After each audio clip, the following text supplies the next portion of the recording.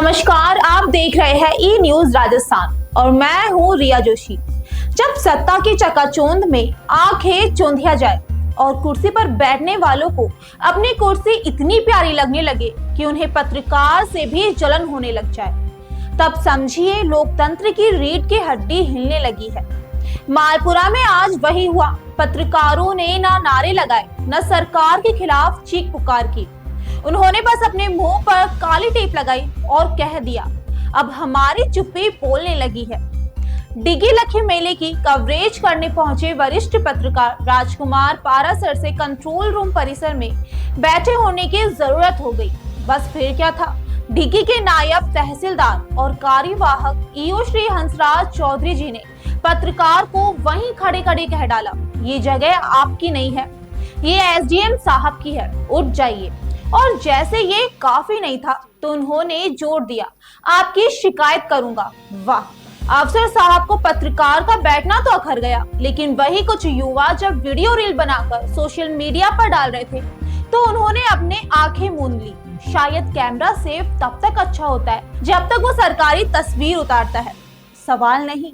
और यही नहीं, जब पत्रकार गोपाल नायक पार्किंग टिकट घोटाले की तह तक पहुंचे और सवाल पूछने की कोशिश की तो झूठे मजिस्ट्रेट अमित चौधरी जी ने तो मानो पत्रकार को अपराधी घोषित कर दिया। सार्वजनिक रूप से कहा, मेरे अधिकारियों से बदतमीजी नहीं करोगे वरना अच्छा नहीं होगा, अकेले में मिलोगे तो सब समझा दूंगा।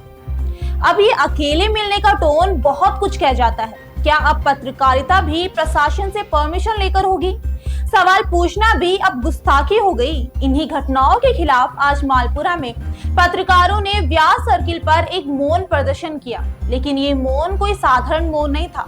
ये लोकतंत्र के उस खंडहर में गूंजता हुआ सन्नाटा था जहां प्रेस की गरिमा को कुचलने की कोशिश हो रही है। मुंह पर काली टेप, बाजू पर काली पट्टी और बीच सड़क पर मानव श्रृंखला बनाकर पत्रकारों ने ऐसा दृश्य रच दिया जिसे देखकर मालपुरा ही नहीं बल्कि पूरे राजस्थान को शर्म आनी चाहिए।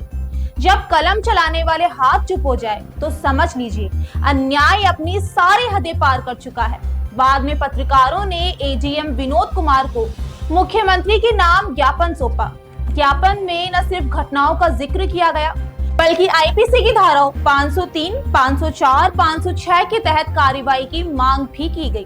साथ ही चेतावनी भी दी गई कि यदि भविष्य में पत्रकारों के साथ ऐसा दुर्व्यवहार दोहराया गया तो इसकी पूर्ण जिम्मेदारी संबंधित अधिकारियों की होगी।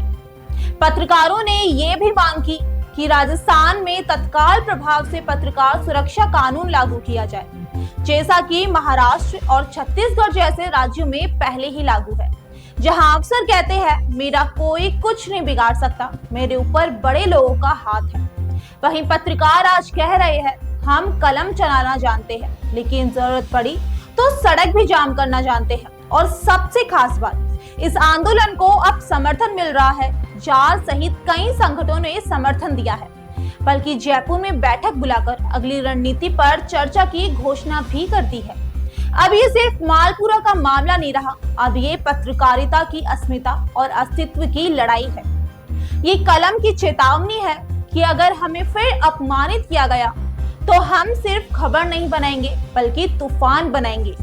क्योंकि ये सवाल अब हम सबका है कि क्या पत्रकारिता जिंदा रहेगी या फिर सत्ता के इशारे पर सिसकती रहेगी।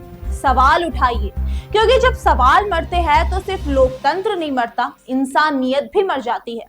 हम जुटे रहेंगे हर उस आवाज से जो दबाई जा रही है, क्योंकि हम सिर्फ खबर नहीं दिखाते, हम जनता की आंखें हैं।